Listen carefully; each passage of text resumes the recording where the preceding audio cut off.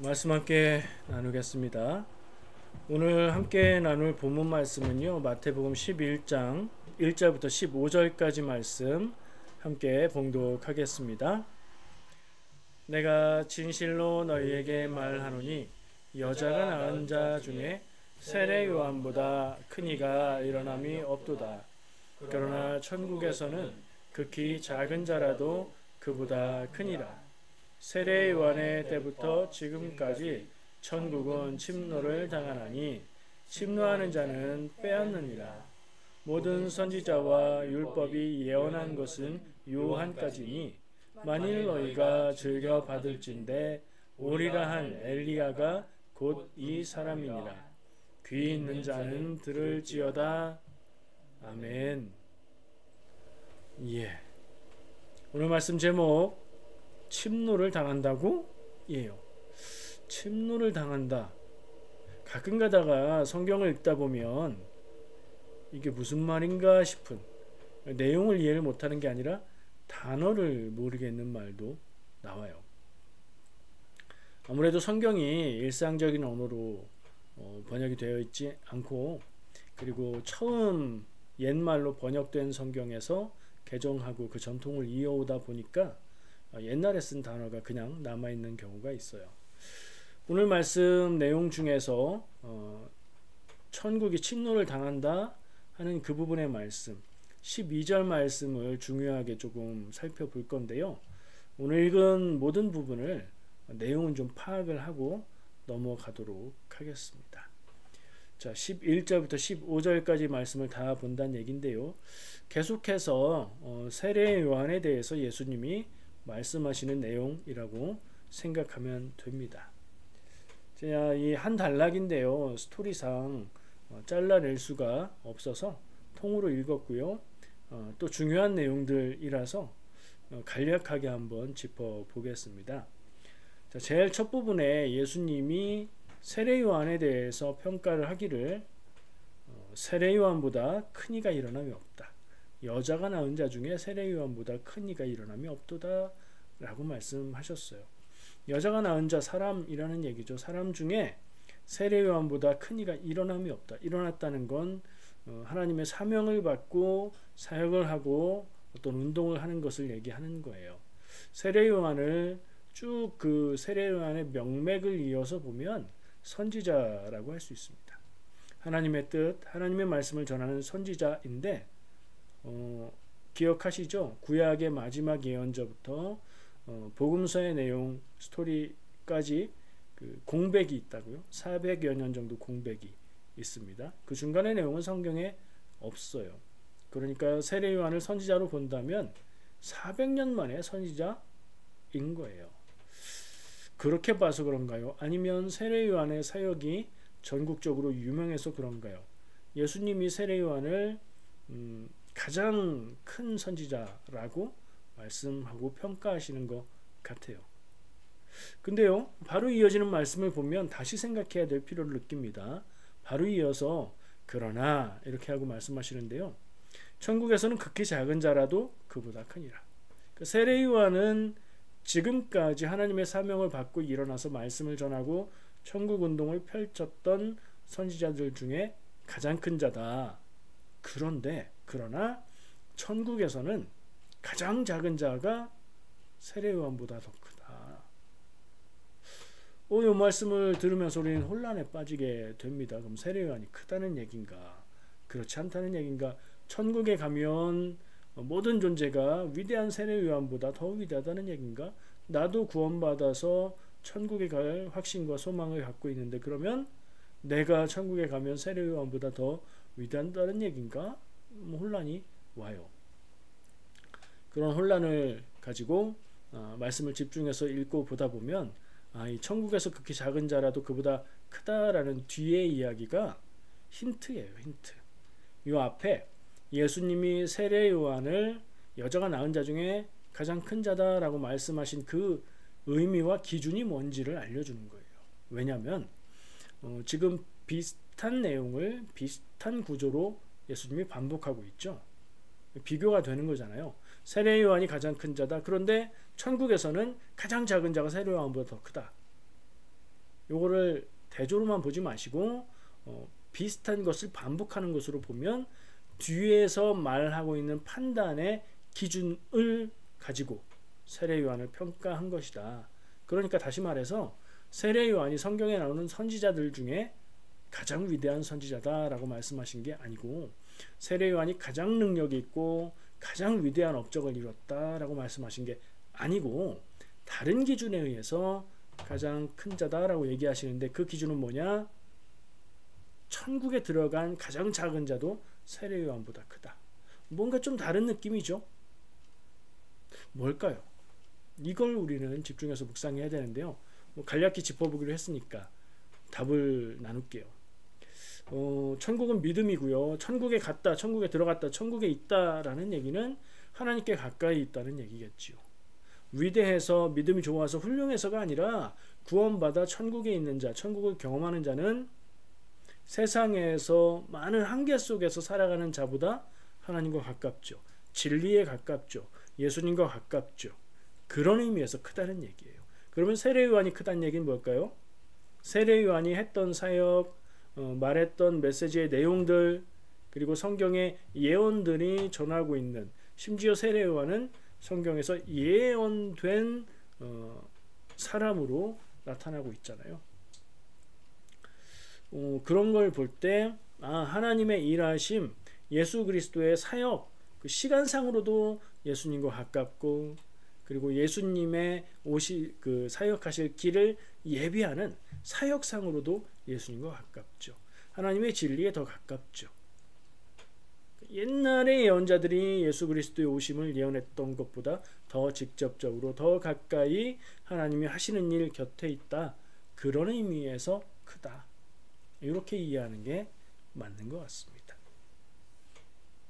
자, 그 다음에 말씀이 두 번째 12절 말씀이 천국은 침노를 당하나니 침노하는 자는 빼앗느니라.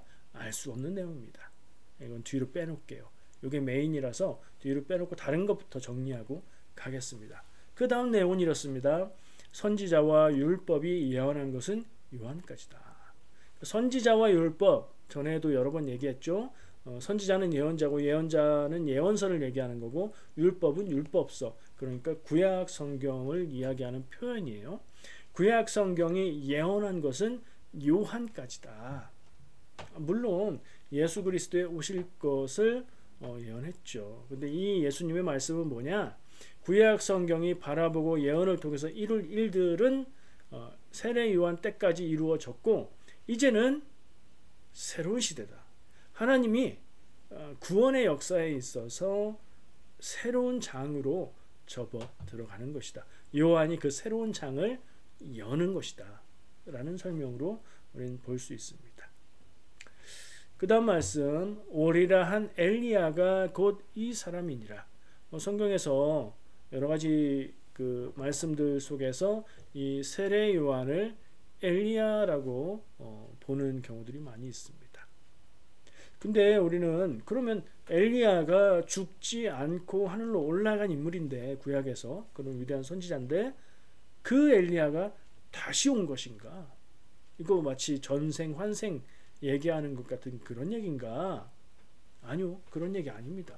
성경에서 그런 비슷한 느낌을 주는 표현들이 몇 군데 있기는 하지만 성경은 그런 전생과 환생을 이야기하지 않습니다. 예언서의 말라기 4장 5절에 보면 이런 말씀이 있어요. 보라, 여호와의 크고 두려운 날이 이르기 전에 내가 선지자 엘리야를 너희에게 보내리니. 아멘. 선지자 엘리야를 보낸다고 하나님의 말씀을 말라기 선지자가 예언을 했는데 그 얘기는 뭐냐? 엘리야 같은 일을 보내서 일으켜 그리스도의 구원의 사역을 준비하게 하겠다는 그런 예언의 내용입니다. 그러니까 예수님이 말씀하신 이 세례 요한이 엘리야다라는 말은 구약시대 그 엘리야가 하늘로 올라갔다가 기다렸다가 다시 온 이 세례 요한이 그 엘리야다, 그 얘기가 같은 사람이다, 그 얘기가 아니에요. 엘리야와 같은 사람, 마치 엘리야와 같은 사람으로 예수 그리스도의 메시아의 그 사역의 길을 예비하는, 뭐라고 성경에 되어 있죠? 광야에 외치는 소리로 보내신다. 그렇게 이해를 할 수 있는 말씀입니다. 마지막 15절에 보면 귀 있는 자는 들을지어다 라고 표현하십니다. 예수님의 말씀 중에 귀 있는 자는 들을지어다로 얘기가 끝나는 내용들이 좀 있거든요. 근데 그 이야기들은 한결같이 주의해서 잘 알아들어야 되는 내용이에요. 그러니까 예수님의 이 말씀은 좀 어려우니까 마음대로 생각하지 말고 잘 생각해서 이 내 말하는, 내가 전하는 이 내용의 뜻을 잘 알아들어라, 새겨들어라 하는 말씀이라고 볼 수 있습니다. 자, 이런 말씀들 속에 뒤로 미루는 말씀, 천국은 침노를 당하느니 침노하는 자는 빼앗느니라, 뜻을 알 수 없는 이 말씀, 왜 이럴까 한번 살펴볼게요. 침노한다는 말이 무슨 말입니까? 뭐 들어서도 아실 거고 느낌으로도 알 것이고 대략 침략한다는 말 같은 느낌이 들죠. 그런 의미가 맞습니다. 근데 이게 없는 말은 아니에요. 우리 국어에서 사용하지 않는 말은 아닌데 현대의 일상에서는 거의 안 쓰는 말이죠. 그래서 잘 이해가 안 될 수도 있는데 그걸 침략한다라고 설명을 덧붙여서 읽어봐도 그래도 무슨 뜻인지 모르겠어요. 한번 볼까요? 천국은 침략을 당하나니 침략하는 자는 빼앗느니라. 무슨 얘기예요 도대체? 아마도 원래 문장도 명확하게 의미를 알기 어려운 구조로 되어 있는 것 같아요. 그래서 좀 찾아보니까 이렇게 번역할 수밖에 없는 이유가 있어요. 일단 침노한다는 표현을 제가 침략이라는 말로 아주 간략하게 했는데 사실은 침략보다 더 많은 의미와 느낌을 갖는 말입니다. 우리가 알고 있는 말 표현이 있어요. 침노한다는 말. 우리 어렸을 때 많이 불렀을 것 같은데 노래 가사예요. 혹시 기억나는 분 계십니까? 학교에서 배웠어요. 이 강산 침노하는 외적 무리를 기억나세요? 난중일기 노래예요. 외적의 무리가 우리나라를 침노했다고 표현하고 있어요. 침략한 거죠. 근데 이제 침노했다는 표현은 좀 더 폭력적이고 아주 그 상대를 부정적으로 표현하고 폭력적인 의미, 군사적인 의미를 포함하고 있는 그런 단어라고 생각하면 될 것 같아요. 자, 이 문장이 왜 이렇게 이해하기 어려운 문장이 되어버렸냐? 일단 문장 자체가 자세하게 설명하고 있는 문장으로 되어 있지 않고요. 결정적으로 문법이 되게 어렵습니다. 침노한다는 말, 그 동사가 헬라어잖아요. 원래 쓰여진 문장이 그걸 우리말로 번역한 거잖아요. 근데 문법상 그게 수동태일 수도 있고 중간태일 수도 있는 형태로 돼 있대요. 무슨 말인지 잘 모르겠어요. 그러니까 한 형태로 써 있는 거죠, 문장이, 동사가. 근데 그 형태가 아마 수동태도 그렇게 쓰고 중간태도 그렇게 쓰는 건가 봐요. 그럼 수동태로 썼을 때랑 중간태로 썼을 때랑 의미가 뭐 달라지냐? 네, 달라져요. 쉽게 이해하면 수동태는 당한다는 얘기고요. 중간태는 한다는 얘기예요. 그러니까 능동, 수동으로 이해하면 돼요. 그래서 침노한다는 말을 수동 표현으로 해석을 하면 침략을 당한다, 이런 표현이 되는 거고요. 중간태로 해석을 하게 되면 침략을 한다는 뜻이 되는데 그럴 때는 침략한다, 공격한다, 뭐 폭력적으로 그런 뜻보다는 침입해 들어간다, 강하게 뻗쳐나간다, 뭐 이런 의미로 해석을 할 수 있어요. 그러니까 수동태로 이 문장을 읽고 이해할 때는 내가 당하는, 그리고 우리가 당하는 그런 표현이 되어서 부정적인 의미로 해석이 되는 거예요. 공격당한다, 그런 얘기인 거고요. 중간태로 이해를 하게 되면 우리가 하는 거예요. 근데 우리가 나쁘지 않기 때문에 이거는 폭력적으로 공격한다는 의미가 아니라 강하게 힘차게 뻗어나간다, 뭐 이런 의미가 되는 거예요. 그게 무슨 얘기예요 도대체? 어떻게 한 문장이 이 뜻도 되고 저 뜻도 되고 그럴 수 있을까요? 우리말로는 그럼 어떻게 번역해야 되는 거예요? 우리말로는 한 표현으로 번역이 안 돼요. 언어가 다르기 때문에 그런 거예요. 이게 번역의 한계예요. 우리말로 이 두 가지 의미를 다 표현하려면 이런 의미도 되고 이런 의미도 됩니다. 이렇게 써야 되는데 번역을 그렇게 할 수는 없잖아요. 자, 그러면 문법적으로 그 문장 자체는 수동태일 수도 있고 중간태일 수도 있다. 이런 뜻일 수도 있고 이런 뜻일 수도 있다.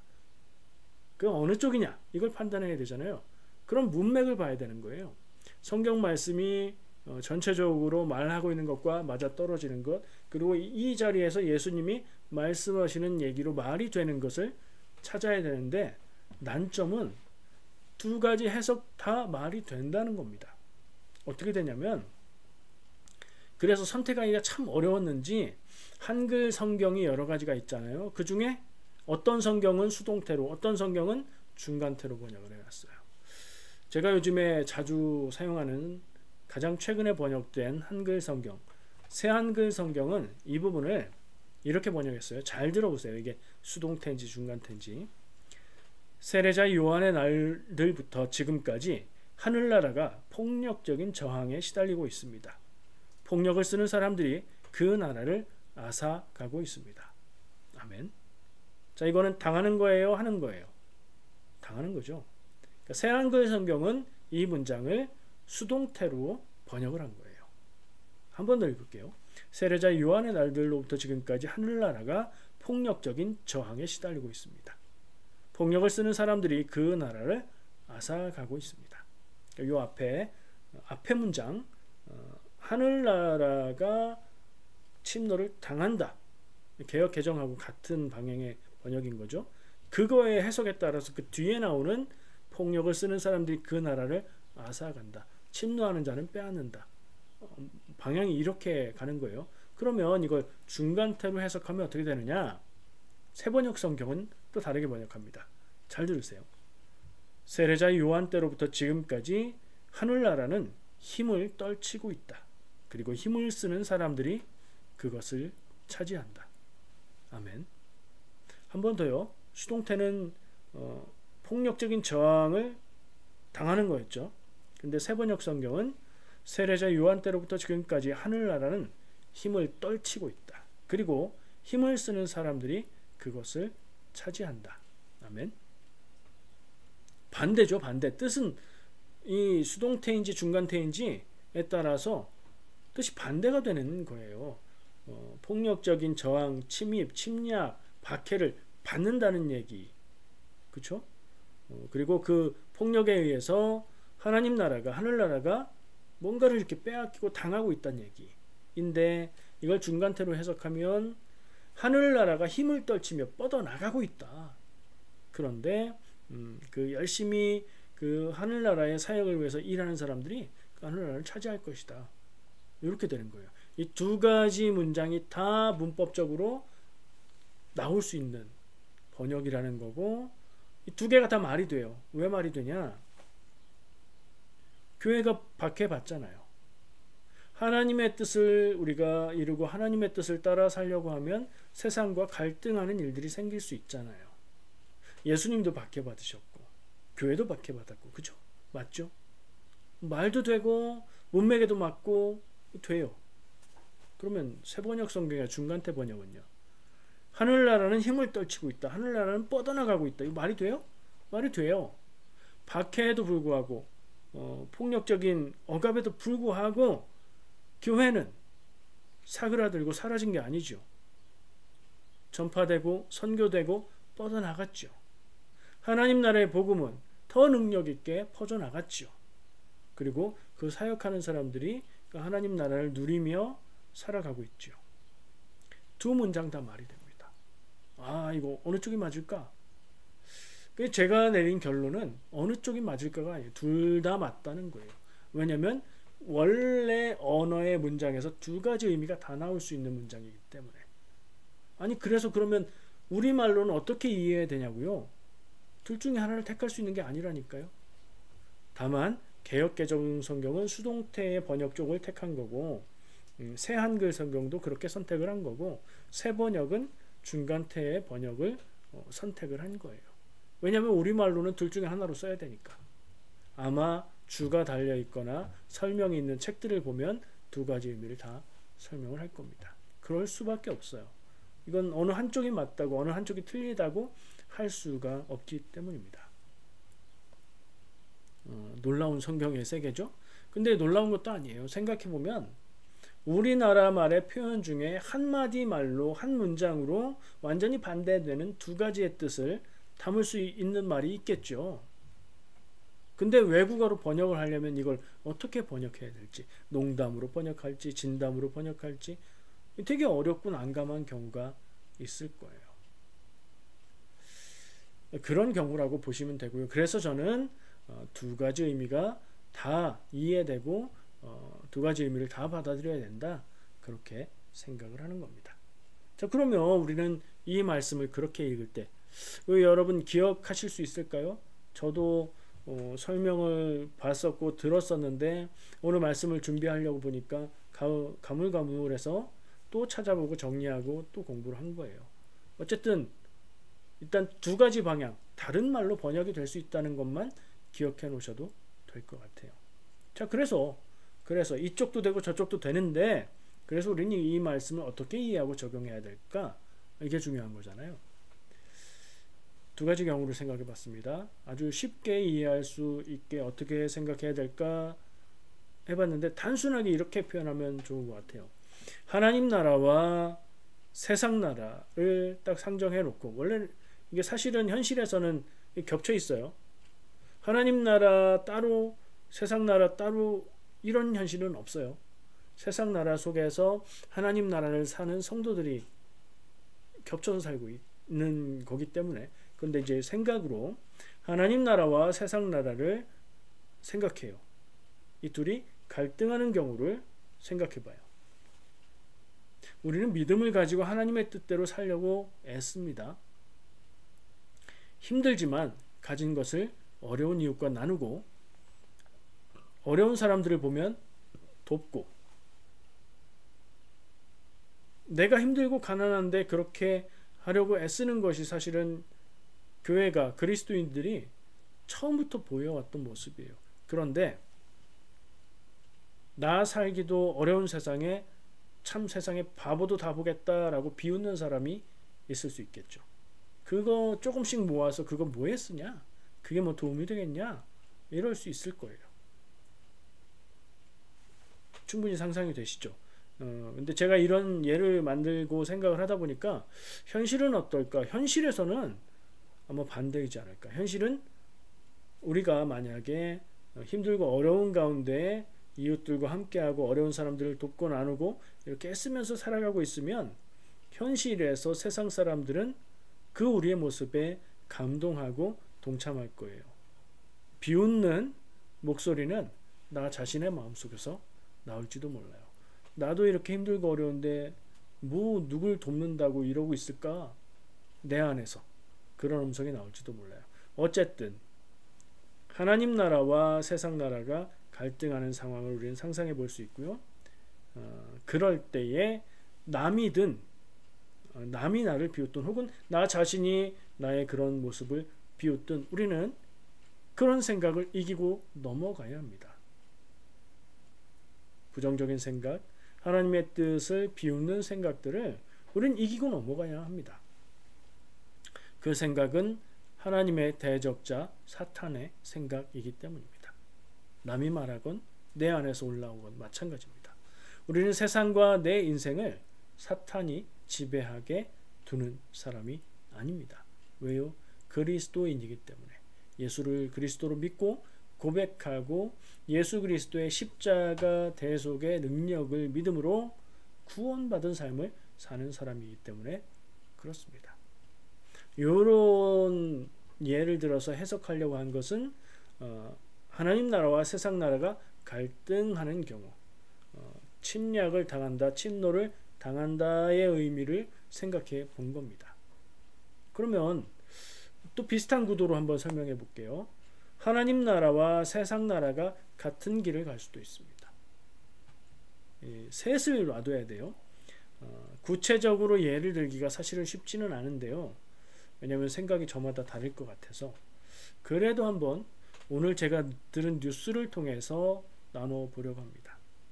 오늘 들은 뉴스에서 이런 소식이 나왔습니다. 한국에서 산불이 크게 났지요. 피해를 입은 사람들이 많이 있지요.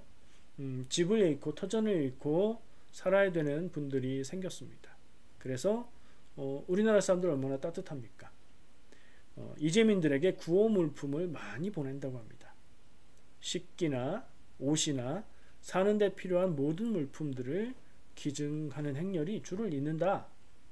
그런데 그 중에 좀 아쉬운 부분이 있다. 이런 얘기를 했어요. 왜냐하면 쓰기 힘들 정도로 낡은 물건들을 보내서 그것을 받아본 이주민들은 속상하고, 기증하는 물품들을 보낼 때는 이게 착불 택배로 보내서 비용이 상당히 드는데 쓸 수 없는 물건들을 보내고, 그리고 전부 다 종합을 해봤을 때 이건 도저히 쓸 수 없는 물건이라서 폐기하는 경우가 제법 많은데 거기에도 비용이 들어간다. 보낼 때는 쓸 수 있는 쓸만한 걸 보내줘야 된다. 이런 소식을 전하는 뉴스를 들었습니다. 단적으로 말하면 뭐예요? 쓰레기를 기부를 핑계 삼아서 내 돈 들이지 않고 공짜로 버린다. 그런 사람들이 있다는 얘기입니다.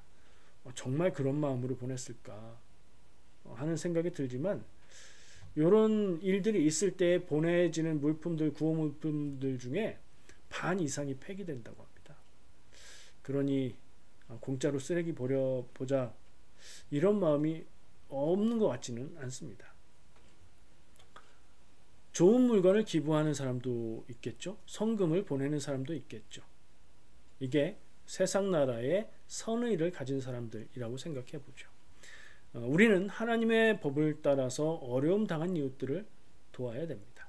이건 옵션, 선택이 아니고요. 필수, 당연한 겁니다. 하지만 이런 상황에도 이기적인 사람들은 있습니다. 셋을 놓고 보자는 거죠. 하나님 나라를 추구하는 우리, 하나님의 뜻을 따라서 어려운 이웃들을 돕는 게 당연하다, 마땅하다 생각하는 우리, 그리고 믿음이 없이 살지만 주변에 어렵고 힘든 이웃들을 위해서 좋은 물건들을 보내주고 내가 쓸 수 있는 돈을 보내주고, 이런 선의를 가진 사람들, 결국엔 같은 행동을 하고 있잖아요. 연합해야죠. 그런데 이런 중에 이기적인 자기의 편의만 바라는 사람도 없지 않다는 거예요. 그러면 이 선의를 가진 사람들끼리는 힘을 합해야 되겠고, 그죠? 그리고 이기적인 사람들의 그런 모습은 우리가 넘어서야 하는 거죠. 그런 면에서 아까 해석했던 대로 천국은 힘있게 떨쳐 일어나고 퍼져나간다 하는 해석도 우리는 생각해 볼 수 있는 거예요.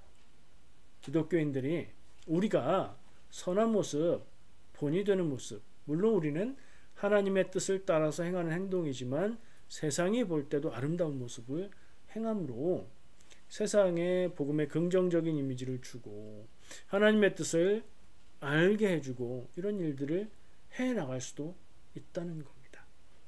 두 가지 의미가 아까 성경을 해석하는 데 있어서도 두 가지 의미를 다 생각할 수 있는 것이고, 우리가 세상을 사는 입장에서도 두 가지 뜻으로 다 생각해 볼 수 있는 그런 경우를 적용을 해봅니다.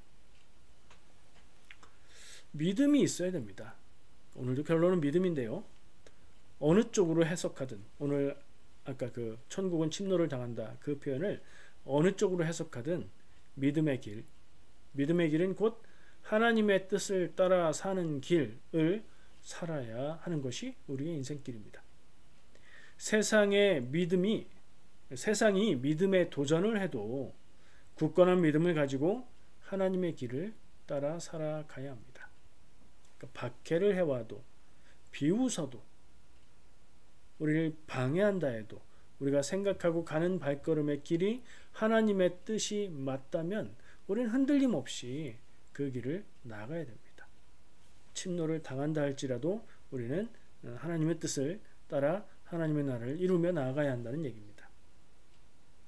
굳건한 믿음을 가지고 하나님의 길을 살아가야 하고, 인간의 이기적인 마음이 아무리 강할지라도 내 안에 있는 이기심 혹은 이기적인 삶을 살아가는 사람들이 대다수일지라도 우리는 그 안에서 믿음의 능력으로 싸워 나가야 하는 줄 믿습니다. 교회에서 믿음을 말합니다. 믿음의 여러 가지 측면을 말할 수 있을 겁니다. 저 사람은 믿음이 아주 신실해. 다른 표현이죠. 또 믿음을 가지고 어려운 삶을 잘 견디고 살아가고 있어. 또 다른 의미를 얘기하는 겁니다. 교회에서 말하는 믿음은 많이 있는데 우리에게 필요한 믿음, 오늘 말씀 안에서 생각할 때는 어떤 도전이 부딪혀와도 어떤 이기적인 마음들이 내 안에 있고 우리를 방해해 온다 할지라도 우리가 믿음 안에 뿌리를 두고 굳건히 나아가는 것, 그것이 믿음의 길, 악과 싸우고 악을 물리치는 그런 믿음인 줄 믿습니다. 그런 믿음이 여러분들에게 힘있게 있기를 축복합니다. 우리는 어떻게 살아야 하겠습니까? 믿음은 말이 아니고 행동을 하는 힘입니다. 믿음은 마음과 생각으로 끝나는 것이 아닙니다. 우리 성도들의 삶 가운데 하나님 나라가 이루어지길 바랍니다. 그것은 선한 의도, 하나님의 뜻을 따르려는 마음만 가지고는 되지 않습니다. 힘쓰고 애쓰고 이겨나가야 합니다. 내 안의 이기적인 마음을 이겨야 하고요. 세상의 악한 세력들과 싸워 이겨야 합니다. 삶의 모든 순간, 모든 현장에서 싸우고 이기는 여러분이시기를 축복합니다. 기도하겠습니다.